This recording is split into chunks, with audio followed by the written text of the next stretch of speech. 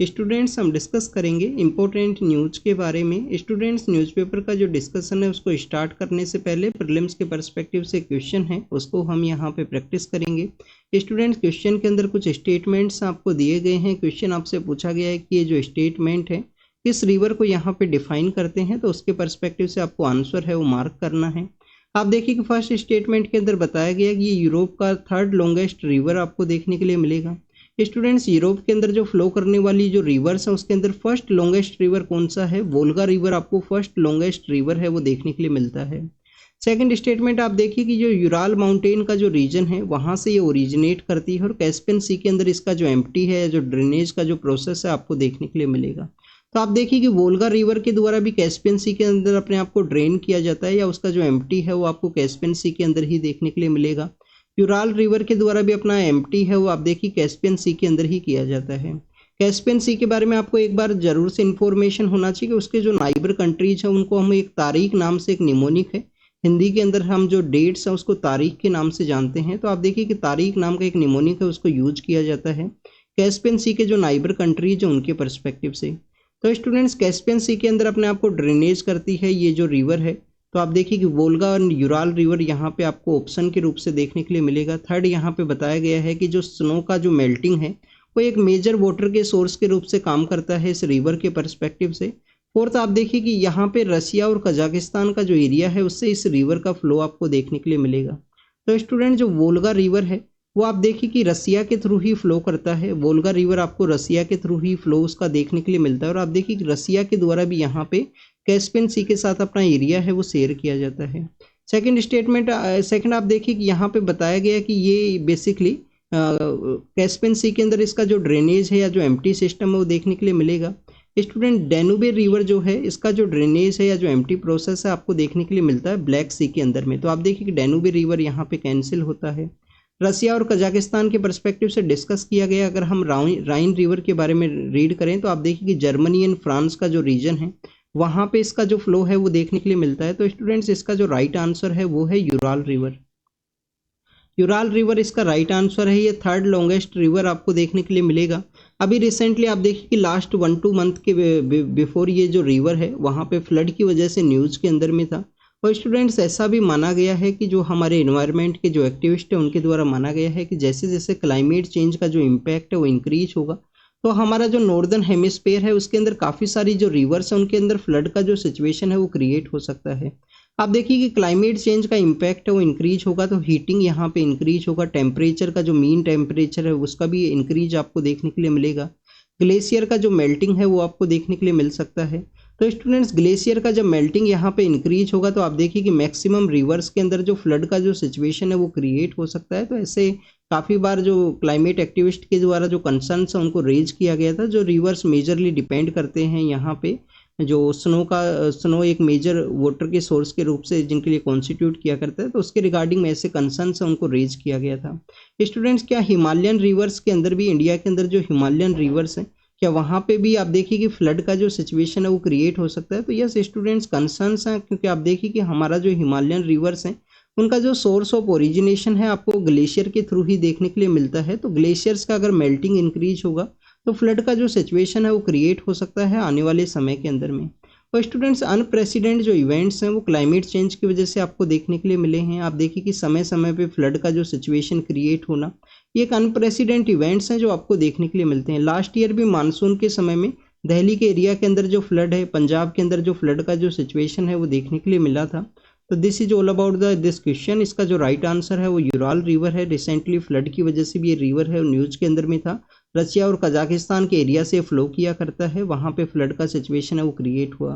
Prelims के perspective से एक फैक्ट है उसको भी हम डिस्कस करेंगे। ओणम फेस्टिवल के बारे में है। ओणम फेस्टिवल कहाँ पे सेलिब्रेट किया जाता है स्टूडेंट्स? केरला के अंदर में इस फेस्टिवल का जो सेलिब्रेशन है आपको देखने के लिए मिलेगा। आप देखिए कि जब उस ओणम फेस्टिवल का जब सेलिब्रेशन एंड होता है तो एंड डे के रिगार्डिंग में आपको एक जो डांस का जो प्रैक्टिस है वो देखने के लिए मिलता है, जिसको काफ़ी बार टाइगर डांस के रूप से भी जाना जाता है। आप देखिए इस डांस के अंदर में टाइगर का जो मस्कट है उसको यूज किया जाता है यहाँ पे बेसिकली डांसर्स के द्वारा। तो स्टूडेंट्स इसको बेसिकली पुल्ली कल्ली डांस के नाम से जाना गया है, जो थ्रिसूर के एरिया के अंदर आपको देखने के लिए मिलेगा। और आप देखिए कि मार्शल आर्ट है कल्लारीपयट्टू नाम का एक मार्शल आर्ट है, उसका बेसिकली इन्फ्लुएंस है इस ओणम के इस फेस्टिवल के अंदर। ये जो डांस का जो प्रोसेस है, पुलिकली जो डांस है उसके अंदर में कल्लारीपयट्टू का भी जो इन्फ्लुएंस आपको देखने के लिए मिलेगा। स्टूडेंट्स, आपको इंडिया की जो मार्शल आर्ट्स है उनके बारे में ज़रूर से इन्फॉर्मेशन होना चाहिए। आप देखिए कि जो कल्लारीपयट्टू है, कल्लारीपयट्टू को हमारे जो नेशनल स्पोर्ट्स जो हुआ करते हैं उसके अंदर भी इसको ऐड किया गया था। हमारे जो खेलो इंडिया का जो कॉम्पिटिशन है उसके अंदर भी मिनिस्ट्री ऑफ स्पोर्ट्स के द्वारा, जिससे कि हमारे जो एंशिएंट मार्शल आर्ट्स हैं उनको यहाँ पे प्रमोट किया जा सके। स्टूडेंट्स, इस वर्ष आप देखिए कि जो मणिपुर है, मणिपुर काफ़ी बार न्यूज के अंदर में था, वहाँ पे जो वायलेंस का जो सिचुएशन है उसकी वजह से। क्या मणिपुर का भी कोई फेमस मार्शल आर्ट है क्या, एंशिएंट मार्शल आर्ट, उसके बारे में अगर आपको जानकारी है तो कमेंट सेक्शन के अंदर जरूर से बताना, ये आपका होमवर्क है। नेक्स्ट आप देखिए कि न्यूज़पेपर का जो डिस्कशन है उसको स्टार्ट करते हैं। स्टूडेंट्स, न्यूज़पेपर के डिस्कशन के अंदर में आप देखिए कि आज हमारे यहाँ पे लोकसभा के जो इलेक्शंस कंडक्ट हुए थे उसका जो रिजल्ट है वो देखने के लिए मिलेगा। स्टूडेंट्स, रिजल्ट के परस्पेक्टिव से आपको यहाँ पे एक इन्फॉर्मेशन होना चाहिए। ये आपका जो सपोज कीजिए काउंटिंग सेंटर है, काउंटिंग सेंटर अपन में अपने जो एजेंट्स हैं उनको सेंड किया जाता है, किसी भी जो कैंडिडेट है उसके द्वारा इलेक्शन को कंटेस्ट किया। नंबर ऑफ एजेंट्स हैं वो डिपेंड करते हैं कि वहाँ पे कितने जो नंबर ऑफ एजेंट्स हैं उनको अलाउ किया गया है इलेक्शन कमीशन के द्वारा इलेक्शन प्रोसेस के दौरान में। तो आप देखिए कि यहाँ पे जो आपके रिटर्निंग ऑफिसर रहेंगे, जो आपकी कॉन्स्टिट्यूएंसी के जो रिटर्निंग ऑफिसर होंगे, जो मैक्सिमम आपको आईएएस ऑफिसर या पीसीएस सर्विस के जो ऑफिसर्स हैं वो देखने के लिए मिलते हैं। तो आप देखिए कि रिटर्निंग ऑफिसर के द्वारा कंप्लीटली जो इलेक्शन का जो रिजल्ट का जो प्रोसेस है उसको मॉनिटर किया जाता है। आप किसी भी जो कैंडिडेट है उनके द्वारा अगर यहाँ पे रिकाउंटिंग का जो प्रोसेस है, अगर उनको दोबारा से काउंटिंग करवाना है, दोबारा से कुछ वोट्स हैं जिनको काउंट को एक बार चेक करना है, तो रिटर्निंग ऑफिसर को उनका कंप्लेंट है वो फाइल किया जाता है। इसके बाद में आप देखिए कि रिटर्निंग ऑफिसर के द्वारा एक जो विनर का जो सर्टिफिकेट है उसको इश्यू किया जाएगा कि this person emerge as a winner, और जो सेकंड पर्सन है उनका भी जो बेसिकली सिग्नेचर है आपको देखने के लिए मिलता है, क्योंकि सेकंड जो रनर अप के रूप से जो कैंडिडेट होते हैं उनको भी अपना जो डिफीट है उसको एक्सेप्ट करना होता है, उनके भी सिग्नेचर आपको देखने के लिए मिलेंगे। तो स्टूडेंट्स, ये बेसिकली हमारे इलेक्शन प्रोसेस के बारे में था। अब आप देखिए कि हमारे यहाँ पे फर्स्ट पास द पोस्ट का जो कॉन्सेप्ट है उसको हमने अडोप्ट किया है कि जिस पर्सन के हाईएस्ट नंबर ऑफ वोट्स हैं उसी को विनर के रूप से इमर्ज किया जाएगा। हमारे यहाँ पे इस तरीके का प्रोसेस नहीं है कि मिनिमम 50% वोट्स है वो सिक्योर करना चाहिए किसी भी कैंडिडेट को। तो आप देखिए फर्स्ट पास्ट द पोस्ट का जो कॉन्सेप्ट है, जो कि हमने ब्रिटिश कॉन्स्टिट्यूशन से लिया है, कि जिस भी कैंडिडेट के द्वारा यहाँ पे हाईएस्ट नंबर ऑफ वोट्स है उनको सिक्योर किया गया उसको ही विनर के रूप से इमर्ज किया जाएगा।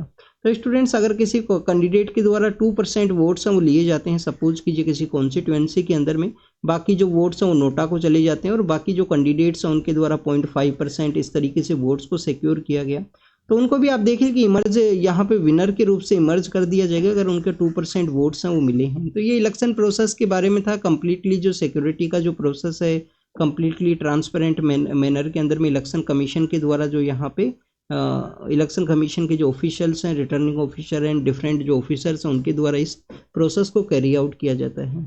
क्या स्टूडेंट्स, अगर किसी कैंडिडेट को इलेक्शन कमीशन का जो काउंटिंग है उसके अंदर में कोई भी डाउट फील होता है या इलेक्शन का रिजल्ट के अंदर में कोई उनको मिसकंडक्ट देखने के लिए मिलता है तो कहाँ पे अप्रोच करेंगे? तो आप देखिए कि जिस भी स्टेट के अंदर में उनका कॉन्स्टिट्यूएंसी है उस स्टेट का जो हाई कोर्ट है उसके अंदर वो अप्रोच कर सकते हैं। क्या सुप्रीम कोर्ट के अंदर अप्रोच किया जाएगा? स्टूडेंट, सुप्रीम कोर्ट के अंदर अप्रोच ना करते हुए हाई कोर्ट यहाँ पे एक अल्टीमेट अथॉरिटी आपको देखने के लिए मिलेगा। सुप्रीम कोर्ट के अंदर वो वे ऑफ अपील के थ्रू अप्रोच कर सकते हैं कि उनका इलेक्शन प्रोसेस के अंदर इस तरीके का जो मिसकंडक्ट है वो देखने के लिए मिला है, तो इसके बारे में भी आपको जानकारी होना चाहिए। आप देखिए कि राजनारायण केस है, एक राजनारायण नाम के एक पर्सन हुआ करते थे जिनके द्वारा इंदिरा गांधी जब हमारा जो प्राइम मिनिस्टर हुआ करते थे उनको डिफीट किया गया था।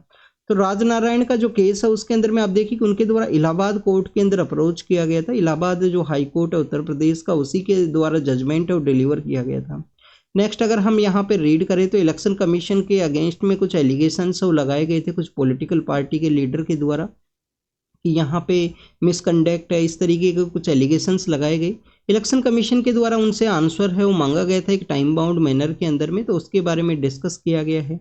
आप देखिए काफ़ी बार कंसर्न्स हैं रेज किए जाते हैं डिफरेंट पॉलिटिकल पार्टीज़ के द्वारा कि इलेक्शन कमीशन के द्वारा मिसकंडक्ट किया गया या इस तरीके से कोई जो प्रॉपर प्रोसीजर है उसको नहीं फॉलो किया गया। बट स्टूडेंट, जब भी राइट आंसर है वो मांगा जाएगा इलेक्शन कमीशन के द्वारा कि आप अपने एविडेंस है उसको सबमिट कीजिए, या पॉलिटिकल पार्टी का जो पर्सन के द्वारा एलिगेशंस लगाए गए हैं आप अप्रोच कीजिए, तो आप देखिए कि उनके द्वारा किसी के द्वारा भी अप्रोच नहीं किया जाएगा।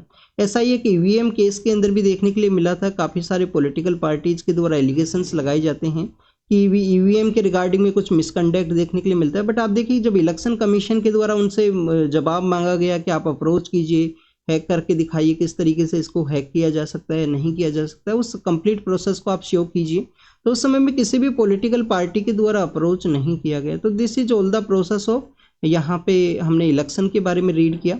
एक और रीड करते हैं स्टूडेंट्स। आप देखिए कि जो टोटल नंबर ऑफ वोट्स हैं, जो टोटल नंबर ऑफ वोट्स हैं, इसके अलावा जो वीवीपैट है, voters verification paper audit trail का जो कॉन्सेप्ट है, तो आप देखिए कि हर एक कॉन्स्टिट्यूएंसी के अंदर में 5 जो रैंडम बूथ हैं वहाँ पे जो इलेक्शन कमीशन के द्वारा जिनके ऑफिशियल्स हैं उनके द्वारा चेक किया जाएगा।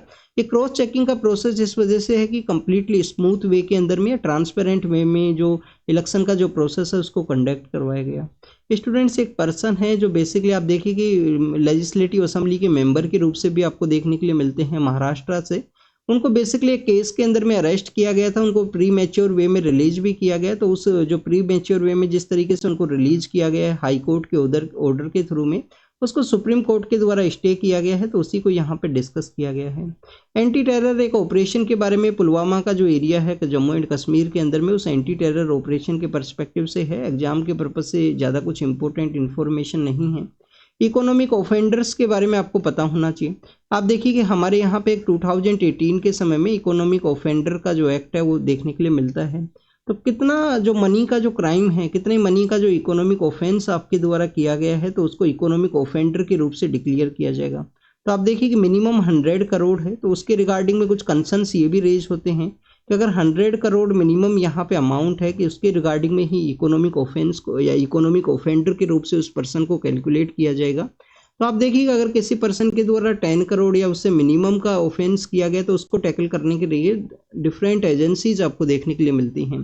कोर्ट के द्वारा कहा गया है कुछ पर्सन है जिनके रिगार्डिंग में इकोनॉमिक ऑफेंस है वो देखने के लिए मिलता है कि उन लोगों को समय से अरेस्ट नहीं किया गया, इन्वेस्टिगेशन एजेंसीज के द्वारा। इस तरीके का जो स्टेटमेंट है वो कोर्ट के द्वारा दिया गया है। कुछ इंडिपेंडेंट एमएलएज हैं, उनके द्वारा एक पॉलिटिकल पार्टी को वोटिंग किया गया था और उसी पॉलिटिकल पार्टी को उनके द्वारा ज्वाइन कर लिया गया था। आप देखिए कि लेजिस्लेटिव असेंबली के अंदर में हिमाचल प्रदेश के अंदर ये देखने के लिए मिला। स्पीकर के द्वारा उनका जो रेजिग्नेशन है उसको एक्सेप्ट किया गया है। अब आप देखिए कि रेजिग्नेशन क्यों उनके द्वारा दिया गया। एंटी डिफेक्शन लॉ के बारे में आपको पता होना चाहिए। 52 कॉन्स्टिट्यूशन अमेंडमेंट एक्ट के थ्रू एंटी डिफेक्शन लॉ आपको देखने के लिए मिलता है। उसके अंदर कुछ प्रोसेस हैं वो बताए गए हैं। पॉलिटिकल पार्टी के अंदर अगर 2/3 पर्सन है वो मर्ज होकर किसी दूसरी पॉलिटिकल पार्टी के अंदर ऐड करते हैं तो वहाँ पे एंटी डिफेक्शन लॉ है वो नहीं अप्लाई होगा। स्पीकर के द्वारा डिसीजंस यहाँ पे लिए जाते हैं। बट आप देखिए कि इसके रिगार्डिंग में केहतु हिलोहन केस भी है। क्या स्पीकर का जो कंडक्ट है उसका जुडिशियल रिव्यू हो सकता है या नहीं हो सकता है, ये आपका होमवर्क आपको कमेंट सेक्शन के अंदर बताना है। सेकंड, आप देखिए कि यहाँ पे अगर किसी भी नॉमिनेटेड कैंडिडेट के द्वारा, कोई नॉमिनेटेड है, जो नॉमिनेशन यहाँ पे प्रोसेस आपको देखने के लिए मिलेगा, तो आप देखिए कि नॉमिनेटेड कैंडिडेट के द्वारा 6 मंथ का जो समय है, 6 मंथ का जो समय है उसके अंदर किसी पॉलिटिकल पार्टी को अगर ज्वाइन कर लिया गया है तो उसके अगेंस्ट में जो एंटी डिफेक्शन लॉ है वो नहीं अप्लाई होगा। बट स्टूडेंट्स, इंडिपेंडेंट जो कैंडिडेट अगर उनके द्वारा किसी भी पॉलिटिकल पार्टी को यहाँ पे ज्वाइन किया जाता है तो उनको बेसिकली जो ज्वाइनिंग का जो अलाउ है वो नहीं किया गया है। इंडिपेंडेंट कैंडिडेट किसी भी पॉलिटिकल पार्टी को नहीं ज्वाइन कर सकते हैं। ये बेसिक यहाँ पे प्रोसीजर है। सिंपल जो एमएलए है किसी भी पॉलिटिकल पार्टी से, एक पर्सन जो यहाँ पे एमएलए है उसके द्वारा भी किसी एंटी पार्टी एक्टिविटी के अंदर नहीं पार्टिसिपेट किया जा सकता है। ये सब कुछ आपको स्पीकर के रूल के अंदर में या स्पीकर का पावर के अंदर में देखने के लिए मिलता है। कि स्पीकर का जो डिसीजन है उसका जुडिशियल रिव्यू हो सकता है क्या स्टूडेंट, तो इसके रिगार्डिंग में आपको बताना है, ये आपका होमवर्क है। नेक्स्ट आप देखिए कि यहाँ पे अगर हम रीड करें तो ट्रस्ट इन द कंटिन्यूटी का जो प्रोसेस है, लेजिस्लेटिव असेंबली का कुछ रिजल्ट्स सामने आए हैं रिसेंटली। लेजिस्लेटिव असेंबली कौन सा, सिक्किम का और अरुणाचल प्रदेश का। आप देखिए कि सिक्किम और अरुणाचल प्रदेश का जो लेजिस्लेटिव असेंबली है उसके रिजल्ट सामने आए, तो उसके बारे में यहाँ पे डिस्कस किया गया है कि कम्प्लीटली किस पॉलिटिकल पार्टी को यहाँ पे जो मेजोरिटी है वो गेन हुआ उसके बारे में। इसके अलावा स्टूडेंट्स यहाँ पे आर्टिकल 371F के बारे में भी डिस्कस किया गया है। 371F के अंदर बताया गया है कि सिक्किम ओरिजिन का जो पर्सन है कोई सिक्किम के अंदर इलेक्शन है वो कंटेस्ट कर सकता है। तो यहाँ पे जो नया पॉलिटिकल पार्टी पावर के अंदर में आया है तो उनके द्वारा बेसिकली कुछ इलेक्शन के दौरान में कुछ प्रॉमिस किया गया था कि और कम्युनिटीज़ को भी यहाँ पे ऐड किया जाएगा जिनके द्वारा सिक्किम के अंदर इलेक्शन है वो कंटेस्ट किया जा सकता है। सिक्किम का इंडिया के अंदर जो ऐड का जो प्रोसेस है उसके बारे में तो आपको पता ही होगा स्टूडेंट्स, अब काफ़ी बार हमने रीड किया है। आर्टिकल 2A है उसको डिलीट कीजिए, आर्टिकल 2A है 10 शेड्यूल का जो प्रोसेस है जो यहाँ पे लेटर फेज के अंदर में आया है, तो इन दोनों को डिलीट करते हुए इसको फुल फ्लेज स्टेट के रूप से ऐड किया गया था 36 कॉन्स्टिट्यूशन अमेंडमेंट एक्ट के थ्रू में। इससे पहले ये दोनों जो प्रोसेस है आर्टिकल 2A 10 शेड्यूल है ये आपको 35 कॉन्स्टिट्यूशन अमेंडमेंट एक्ट के थ्रू देखने के लिए मिलेंगे। 36 के थ्रू इसको ऐड किया गया, आर्टिकल 371 ऐप के थ्रू कुछ स्पेशल प्रोविजंस वो दिए गए हैं। अरुणाचल प्रदेश के बारे में अगर हम रीड करें 1987 के समय में उसको आप देखें कि जो स्टेटहुड है वो दिया गया है गोवा और मिजोरम के साथ में। नेक्स्ट स्टूडेंट्स यहाँ पे प्रॉपर्टी के पर्सपेक्टिव से डिस्कस किया गया है। आप देखिए कि एक जो स्कॉलर है उनके द्वारा कहा गया है कि जो राइट टू प्रॉपर्टी है या प्रॉपर्टी बेसिकली यहाँ पे एक ह्यूमन काइंड का जो राइट है वो आपको देखने के लिए मिलता है। और आप देखिए कि जो प्रॉपर्टी एज रियल है, जैसे कि हम लिबर्टी को एज ए रियल के रूप से एक्सेप्ट करते हैं, उसी तरीके से प्रॉपर्टी भी एक रियल जो ऑब्जेक्टिव है उसके बारे में यहाँ पे डिस्कस किया गया है। स्टूडेंट्स यहाँ पे बेसिकली डिस्कस ये किया गया है कि हमारे यहाँ पे जो राइट टू प्रॉपर्टी है, हमारे यहाँ पे जो राइट टू प्रॉपर्टी है वो बेसिकली क्या हुआ करता था, एक फंडामेंटल राइट का पार्ट हुआ करता था।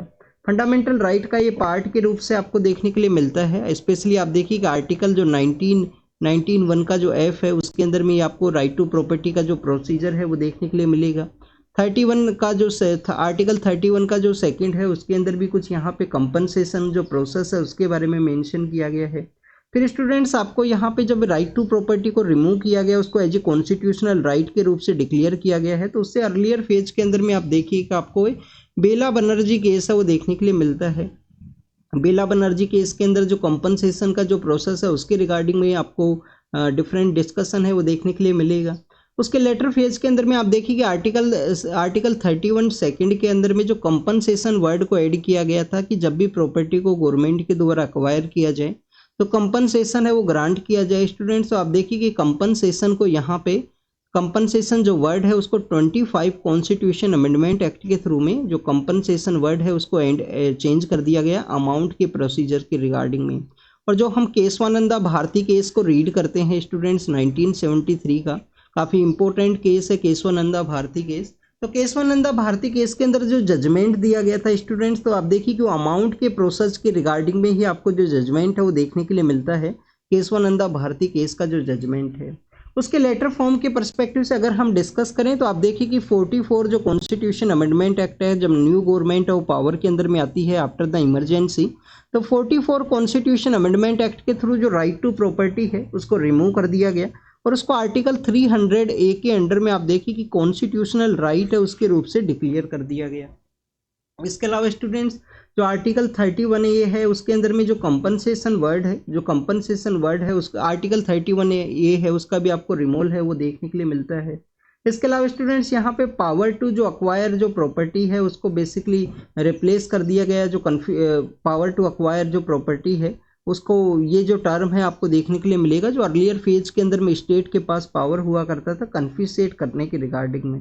फिर स्टूडेंट्स इसी प्रॉपर्टी के पर्सपेक्टिव से आपको एक MC मेहता केस है वो देखने के लिए मिलता है जिसके अंदर बेसिकली प्रॉपर्टी को बताया गया कि कॉन्स्टिट्यूशनल इंपॉर्टेंस तो है ही राइट टू प्रॉपर्टी का, as well as the human right के रूप से भी इसको रिकॉग्नाइज किया गया MC मेहता केस के अंदर में। अब रिसेंटली इसको क्यों डिस्कस किया गया है राइट टू प्रॉपर्टी के बारे में, आप देखिए कि कैलकाटा जो म्यूनसिपल कॉरपोरेशन है उसके रिगार्डिंग में सुप्रीम कोर्ट के द्वारा कैलकाटा म्यूनसिपल कॉरपोरेशन के पर्सपेक्टिव से सुप्रीम कोर्ट के द्वारा एक जजमेंट है उसको डिलीवर किया गया। सुप्रीम कोर्ट के द्वारा बताया गया कि यहाँ पे किसी भी प्रॉपर्टी को अगर पब्लिक गुड के पर्सपेक्टिव से एक्वायर करना है तो कुछ 7 प्रोसीजर हैं जिसके अंदर राइट टू नोटिस है, राइट टू हियर्ड है, राइट टू जो यहाँ पे डिसीजन का जो रिजर्वल प्रोसेस है उसके बारे में है। तो ऐसे कुछ 7 प्रोसीजर हैं जिनके रिगार्डिंग में डिस्कस किया गया है। और आप देखिए कि इसका अल्टीमेट एम यही है डिस्कशन का कि यहाँ पे हमारा जो प्री कॉलोनियल एरा है, जो हमारा कॉलोनियल एरा का जो समय है या पोस्ट कॉलोनियल एरा का जो समय है, उस समय प्रॉपर्टी का जो राइट है इतना आपको स्ट्रॉन्ग है और मजबूत नहीं देखने के लिए मिलता था जितना इस समय में। आप देखिए कि काफ़ी ज़्यादा हर एक पर्सन के पास में वो राइट है जिसको कि MC मेहता केस के अंदर एक बेसिक ह्यूमन राइट के रूप से भी रिकॉग्नाइज किया गया। स्टेट के द्वारा आपका जो प्रॉपर्टी है उसको इसी तरीके से एक्वायर नहीं किया जा सकता, जिसमें राइट टू नोटिस है, राइट टू हियर है, जो डिसीजन का रिवर्सल प्रोसेस है, उन सभी के बारे में भी जो प्रोसेस है उसके थ्रू स्टेट को गो थ्रू करना होता है, उन सभी को डिस्कस किया गया है। हेल्थ केयर कॉस्ट के बारे में है, हेल्थ केयर कॉस्ट के बारे में डिस्कस ये किया गया है स्टूडेंट्स कि आप देखिए कि समय समय पे जो टेक्नोलॉजी का जो इम्प्रूवमेंट है वो हुआ है, टेक्नोलॉजी का इम्प्रूवमेंट हुआ है हेल्थ के सेक्टर के अंदर में। अगर हम इंडिया के अंदर में हेल्थ के पर्सपेक्टिव से डिस्कस करें तो आप देखिए कि कॉस्ट आपको इंक्रीज होता हुआ देखने के लिए मिलेगा हेल्थ के पर्सपेक्टिव से। तो बेसिकली हमारा इकोनॉमी के जो क्राइटेरिया के रिगार्डिंग ये जो डिस्पैरिटी है उसको ये क्रिएट करता है। इकोनॉमिक जो डिस्पैरिटी है आपको देखने के लिए मिलेगा कि जो यहाँ पे पर्सन्स हैं जिनके पास में अगर इकोनॉमी के उनका जो स्ट्रेंथ नहीं है तो आप देखिए कि वो प्रॉपर हेल्थ केयर जो सर्विसेज हैं उनको नहीं एक्सेस कर सकते हैं, क्योंकि प्राइवेट हॉस्पिटल्स के पर्सपेक्टिव से यहाँ पे डिस्कस किया गया है।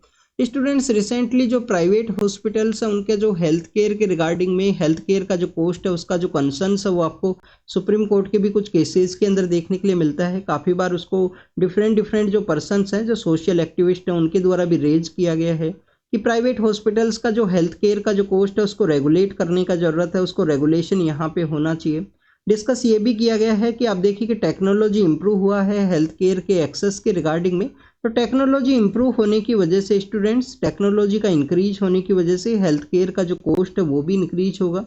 आप देखिए कि रिसेंटली जॉइंट कमीशन है, जॉइंट कमीशन इंटरनेशनल है हॉस्पिटल्स के रिगार्डिंग में, या नेशनल एक्रीडेशन जो बोर्ड फॉर हॉस्पिटल है उनके द्वारा कुछ प्राइवेट हॉस्पिटल्स हैं उनके थ्रू अपना जो कॉन्टैक्ट अपना जो कोलिब्रेशन है उसको इस्टेब्लिश किया गया है। अल्टीमेट एम क्या है? अल्टीमेट एम यही है कि यहाँ पे जो प्राइवेट हॉस्पिटल्स हैं उनके अंदर भी जो कॉस्ट है हेल्थ केयर कॉस्ट है उसको यहाँ पे रेगुलेट किया जा सके। गवर्नमेंट का जो इंटरवेंशन है वो जरूरी है हेल्थ केयर सेक्टर के अंदर जो कॉस्ट है उसके रेगुलेशन के रिगार्डिंग में।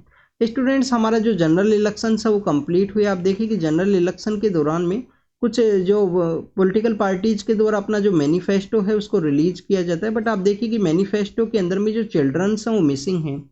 चिल्ड्रंस के मिसिंग के पर्सपेक्टिव से यहाँ पे डिस्कस ये किया गया कि 30% चिल्ड्रंस हैं हमारे यहाँ पे। तो काफ़ी सारी पॉलिटिकल पार्टीज के द्वारा चिल्ड्रंस का जो ओवरऑल इश्यूज है उनको नहीं डील किया गया है। मैक्सिमम आप देखिए कि चिल्ड्रंस के एक तो न्यूट्रिशनल पर्सपेक्टिव से डिस्कस किया गया है, उनके एजुकेशन के रिगार्डिंग में कुछ डिस्कशन आपको देखने के लिए मिलता है। 30% हमारी टोटल पॉपुलेशन का चिल्ड्रन आपको देखने के लिए मिलते हैं, बट आप देखिए कि वो वोट का जो उनके पास में राइट नहीं है, चिल्ड्रंस का वोटिंग राइट नहीं है। वोटिंग राइट आपको 18 ईयर से अबाउ आपका एज होना चाहिए। 61st कॉन्स्टिट्यूशन अमेंडमेंट एक्ट के थ्रू जो वोटिंग का एज है वो 21 से रिड्यूस करते हुए 18 ईयर से वो कर दिया गया था। तो आप देखिए कि 30% टोटल पॉपुलेशन का ये पार्ट है। पॉलिटिकल पार्टीज के द्वारा जो पॉलिटिकल पार्टी प्रेजेंट समय के अंदर पावर में है उनके द्वारा PM श्री है, एकलव्य मॉडल जो रेजिडेंशियल स्कूल्स है, न्यूट्रिशनल लेवल के रिगार्डिंग में जो पोषण अभियान है उन सभी के बारे में डिस्कस किया गया। जो पॉलिटिकल पार्टी अपोजिशन के अंदर में है उनके द्वारा कहा गया कि RTI एक्ट है उसको एक्सटेंड कर दिया जाएगा। बट आप देखिए कि यहाँ पे जो प्री प्राइमरी एजुकेशन है उसके रिगार्डिंग में जो RTI राइट टू एजुकेशन का जो राइट है वो उनको जरूर से होना चाहिए। तो चिल्ड्रंस के इश्यू के बारे में है कि उनका जो न्यूट्रिशनल वे के रूप से हमको ध्यान रखना है। प्री स्कूलिंग एरा है उसके अंदर भी उनका जो ध्यान है वो अच्छे से रखना चाहिए। पॉलिटिकल पार्टीज को उसको भी एक मैंडेट के रूप से यूज़ करना चाहिए, न्यूट्रिशनल वे के रूप से एजुकेशन के पर्सपेक्टिव से, जिससे कि हमारी कंट्री का जो ओवरऑल डेवलपमेंट है उसको हम अचीव कर सकें। डिजास्टर डाटाबेस के बारे में है, food and agriculture organisation FAO के द्वारा आप देखिए कि बताया गया है, UN का ऑर्गेनाइजेशन एग्रीकल्चर के पर्सपेक्टिव से। हेडक्वार्टर कहाँ है इसका? रोम इटली के अंदर हेडक्वार्टर आपको देखने के लिए मिलेगा। आप देखिए एक और वहाँ पे फूड के सेक्टर के रिगार्डिंग में ऑर्गेनाइजेशन है वो सेटअप है, उसका भी हेडक्वार्टर आपको रोम एंड इटली के अंदर ही देखने के लिए मिलता है। तो फूड एंड एग्रीकल्चर ऑर्गेनाइजेशन के द्वारा बताया गया कि लास्ट कुछ ईयर्स के अंदर में आप देखिए कि जो डिजास्टर्स हैं एनुअल बेसिस पे आपको 400 जो डिजास्टर का जो सिचुएशन है वो देखने के लिए मिलता है। अगर हम कंपेयर करें लास्ट 30 to 40 ईयर्स या लास्ट 50 ईयर्स के रिगार्डिंग में, तो आप देखिए कि 10 ईयर के अंदर में या 20 ईयर्स के अंदर में या ओवरऑल लास्ट 30 to 50 ईयर्स के अंदर में इस तरीके से जो डिजास्टर हैं आपको देखने के लिए मिलते थे। तो नंबर ऑफ डिजास्टर हैं वो इंक्रीज हुए हैं। डाटाबेस को यहाँ पे मोर एलोबरेट वे में इसको एलोबरेट करने का ज़रूरत है, जिससे कि डिजास्टर का हर एक जो डेवलपमेंट है उसको यहाँ पे रिकॉर्ड किया जा सके। स्टूडेंट जब तक आप रिकॉर्ड नहीं करोगे, एनालिसिस नहीं करोगे, तो डिजास्टर्स को जो टैकल है वो भी करना काफ़ी ज़्यादा डिफिकल्ट है। तो उन सभी पॉइंट्स के बारे में यहाँ पे डिस्कस किया गया। आप देखिए कि हम अगर हमारे कंट्री के ही पर्सपेक्टिव से डिस्कस करें, लैंडस्लाइड इंक्रीज हुआ है, फ्लड का जो सिचुएशन है वो भी आपको देखने के लिए मिलता है। समर के समय में आप देखिए कि हीट वेव का जो कंडीशन है वो डेवलप हुआ। तो समर के समय में आपको हीट वेव है, कभी ड्राई कंडीशन है, कभी वाटर का जो डिमांड है, कभी आप देखिए कि फ्लड का सिचुएशन है, एक्सेसिव जो रेनफॉल की वजह से फ्लड का सिचुएशन है। इसके अलावा लैंडस्लाइड के जो इश्यूज हैं, लैंडस्लाइड के अलावा आप देखिए कि यहाँ पे फॉरेस्ट फायर है, फॉरेस्ट फायर के जो इंसिडेंट्स है वो भी आपको देखने के लिए मिलेंगे। उत्तराखंड के नैनीताल डिस्ट्रिक्ट के अंदर देखने के लिए मिला था, बट आप देखिए कि अब हिमाचल प्रदेश के अंदर भी जो long spell of dry summer है उसकी वजह से जो फॉरेस्ट फायर के जो इंसिडेंट हैं हिमाचल प्रदेश के अंदर देखने के लिए मिले हैं। एक्सपेक्ट किया गया है कि रेन आने से ये सब जो इंसिडेंट्स है वो डिक्रीज होंगे। आप देखिए कि उससे की वजह से जो ड्राई स्पेल है वो भी यहाँ पे डिक्रीज होगा, जिसकी वजह से फॉरेस्ट फायर है उसको कंट्रोल किया जा सके। स्टूडेंट्स यहाँ पे जो ग्रेट हिमालयन नेशनल पार्क है उस एरिया के अंदर भी हिमाचल प्रदेश के अंदर कुछ फॉरेस्ट फायर के जो इंसिडेंट है वो देखने के लिए मिले थे। उससे पहले आप देखिए कि नैनीताल डिस्ट्रिक्ट के अंदर में जो उत्तराखंड के अंदर है वहाँ पे ये इसके बारे में हमने रीड किया था, जिसके अंदर जो भीमताल का एरिया है वहाँ से एयरफोर्स के द्वारा बेसिकली वाटर है उसको रिसीव किया गया, उसके बाद में वाटर को उस एरिया के अंदर में स्प्रेड किया गया जिससे कि फॉरेस्ट फायर को यहाँ पे रोका जा सके। तो लॉन्ग ड्राई जो समर है वो एक मेन रीजन है। उसके अलावा काफ़ी सारी हमारी ट्राइबल कम्युनिटीज उनका भी एक्टिविटी आपको फॉरेस्ट एरिया के अंदर देखने के लिए मिलेगा। नेक्स्ट आप देखिए कि FSSAI के द्वारा कहा गया है कि आपके द्वारा अगर 100% जूस का जो लेवल है वो यूज किया जाता है किसी भी प्रोडक्ट के रिगार्डिंग में, जो पैकेज फूड है उसके पर्सपेक्टिव से 100% आप यहाँ पे जो लेवल है उसको नहीं यूज कर सकते क्योंकि आपके द्वारा जो प्रिजर्वेटिव्स है उनको भी यूज किया जाता है। तो एडवर्टाइजमेंट के पर्सपेक्टिव से FSSAI के बारे में है, आपसे क्वेश्चन इस तरीके से पूछ लिया जाएगा, क्या फूड के सेक्टर के जो आइटम्स हैं उनका रेगुलेशन किया जाता है, क्वालिटी चेक इनके द्वारा किया जाएगा, क्या एडवर्टाइजमेंट को भी डील किया जाता है FSSAI के द्वारा। तो स्टूडेंट्स आपको पता होना चाहिए क्वालिटी भी चेक किया जाता है, एडवर्टाइजमेंट के रिगार्डिंग में भी रेगुलेशन आपको देखने के लिए मिलेगा, इनका कंट्रोल आपको देखने के लिए मिलता है। ये FSSAI के बारे में था। 2006 के समय इसका इस्टेब्लिशमेंट आपको देखने के लिए मिलता है FSSAI के द्वारा। क्या इनसाइड द पैकेज के अंदर में जो क्वालिटी है जो यहाँ पे ट्रांसफैट है उसको भी चेक किया जाता है कि FSSAI के द्वारा। तो स्टूडेंट्स इनसाइड भी आपको जो ट्रांसफैट के रिगार्डिंग में इनका आप देखिए कि एक इनिशिएटिव भी था, सिक्योर इनिशिएटिव आपको देखने के लिए मिलता है FSSAI का, जिससे कि ट्रांसफैट का जो यूज़ है उसको डिक्रीज किया जा सके। तो स्टूडेंट्स ये बेसिकली FSSAI के बारे में हिमाचल प्रदेश के अंदर में जो फॉरेस्ट फायर का जो इंसिडेंट है उसके पर्सपेक्टिव से। नेक्स्ट अगर हम डिस्कस करें तो सूरत के बारे में डिस्कस किया गया है। सूरत के अंदर आप देखिए एक पॉलिटिकल पार्टी के जो कैंडिडेट थे उनका जो नॉमिनेशन पेपर है उसको रिजेक्ट कर दिया गया था क्योंकि उनके द्वारा कुछ जो पर्सन्स हैं जो कि बेसिकली आपको प्रपोजर हुआ करते हैं उनका जो नेम किया यहाँ पे कुछ डिस्क्रिपेंसी की वजह से उनका जो नॉमिनेशन है उसको रिजेक्ट कर दिया गया। रिप्रेजेंटेशन ऑफ पीपल्स एक्ट के थ्रू जो सेक्शन 36 है उसके थ्रू आपको पावर दिया गया है, अगर आप यहाँ पे कैंडिडेट हो तो आप कोर्ट के अंदर अप्रोच कर सकते हो। तो आप देखिए उसी रिजेक्शन के रिगार्डिंग में कोर्ट के अंदर अप्रोच किया गया है। सिकल सेल जो एनीमिया का सिकल सेल जो डिजीज है उसके रिगार्डिंग में आप देखिए ICMR के द्वारा कुछ यहाँ पे जो बेसिकली कुछ कंपनीज को अलाउ किया गया है कि आप यहाँ पे जो वैक्सीन के जो डेवलपमेंट के रिगार्डिंग या उसके ट्रीटमेंट के पर्सपेक्टिव से जिसका डेवलपमेंट है उसके पर्सपेक्टिव से बुलाया गया है। नेक्स्ट आप देखिए कि सिकल सेल का जो डिजीज़ है वो कहाँ पे आपको देखने के लिए मिलता है, ट्राइबल कम्युनिटीज़ के अंदर मैक्सिमम ये आपको देखने के लिए मिलेगा। ट्राइबल कम्युनिटीज़ के अंदर में आपको जो सिकल सेल का जो डिजीज़ है वो देखने के लिए मिलता है। फॉरेस्ट फायर का इंसिडेंट हमने रीड किया, बट आप देखिए काफ़ी बार आपको इंस्टीट्यूशनल जो फायर है वो भी देखने के लिए मिलता है। तो हॉस्पिटल्स के अंदर जो इंस्टीट्यूशनल जो फायर है उसका इंसिडेंट ना देखने के लिए मिले, वो हॉस्पिटल्स का प्रॉपर यहाँ पे इंस्पेक्शन होना चाहिए, स्ट्रिक्टली जो भी यहाँ पे जो इनको कोड दिया गया है, बिल्डिंग कोड है इंस्टीट्यूशनल बिल्डिंग के रिगार्डिंग में, उसको फॉलो करना चाहिए यहाँ पे हॉस्पिटल्स को। तो उसको सेंटर के द्वारा स्टेट एंड यूनियन टेरिटरीज को कुछ गाइडलाइंस वो दिया गया है। इजराइल की फोर्सेज के द्वारा ही आप देखिए 4 होस्टेज है उनको यहाँ पे किल कर दिया गया, उनको मार दिया गया है ऑपरेशन के दौरान में। तो ऐसे इंसिडेंट हमने दिसंबर के समय भी रीड किए थे, जनवरी के समय भी रीड किए थे कि इजराइल का जो डिफेंस फोर्सेज है उनके द्वारा जब वहाँ पे होस्टेज को रेस्क्यू कराने गए तो उनको ही बेसिकली आप देखिए कि हमास का जो एक्टिविस्ट मानते हुए उनके ऊपर अटैक कर दिया गया है। चाइना और रसिया बेसिकली यहाँ पे यूक्रेन का जो समिट है उसके पर्सपेक्टिव से डिस्कस किया गया है। स्विस का जो पीस समिट है उसके रिगार्डिंग में। नेक्स्ट अगर हम डिस्कस करें, अंडरमाइन करने का कोशिश किया गया है चाइना और रसिया के द्वारा, ये यूक्रेन के जो पॉलिटिकल लीडर हैं उनके द्वारा कहा गया है। स्टूडेंट्स नेक्स्ट आप देखिए कि चाइनीज अथॉरिटीज़ के द्वारा उनके ही कोई सिटीजन्स हैं उनको बेसिकली ब्रिटिश का जो स्पाई है उसके रूप से कहा गया है। पाकिस्तान के अंदर ब्लास्फेमी का जो केस है वो सामने आया। ब्लास्फेमी के अंदर में आप देखिए मॉब के द्वारा अटैक किया गया है। स्टूडेंट्स ब्लास्फेमी के बारे में जब भी हम रीड करते हैं तो पाकिस्तान के अंदर में एक आपको केस है आसिया बीबी। आसिया बीबी केस क्या है? ये आसिया बीबी बेसिकली एक पर्सन हुआ करती थी, लेबरर आपको देखने के लिए मिलती हैं। उनके अगेंस्ट में किसी के द्वारा कहा गया है कि इनके द्वारा जो ब्लास्फेमी है, ब्लास्फेमी बेसिकली क्या है? ईश निंदा, कि इनके द्वारा भगवान की ईश निंदा किया गया हर एक रिलीजन का जो भी गॉड है उसके पर्सपेक्टिव से। तो आप देखिए कि वहाँ पे पाकिस्तान के अंदर ऐसा देखने के लिए मिलता है। आसिया बीबी को लेटर फॉर्म के अंदर में आप देखिए कि उनका केस काफ़ी फेमस हुआ इंटरनेशनल प्लेटफॉर्म के रिगार्डिंग में। एक पंजाब जो स्टेट है पाकिस्तान के अंदर, उनके जो गवर्नर जो हुआ करते थे उनके द्वारा बेसिकली आप देखिए कि एक स्टेटमेंट दिया गया था कि आसिया बीबी को इस तरीके से ब्लास्फेमी के केस के रिगार्डिंग में कि किसी पर्सन के द्वारा एक ड्रीम देखा गया कि इनके द्वारा जो गॉड हैं उनको ईश निंदा किया गया है। तो आप देखिए कि उसके बाद में क्या हुआ कि उनके जो गवर्नर हैं, गवर्नर के जो गार्ड्स थे, जो उनके सिक्योरिटी गार्ड हैं, उनके द्वारा ही उनको जो गोली है वो चला दिया गया, उनको असैसिनेट कर दिया गया। तो इस तरीके से पाकिस्तान आपको एक रिलीजियस लाइन के ऊपर जो डिवाइड है वो देखने के लिए मिलता है।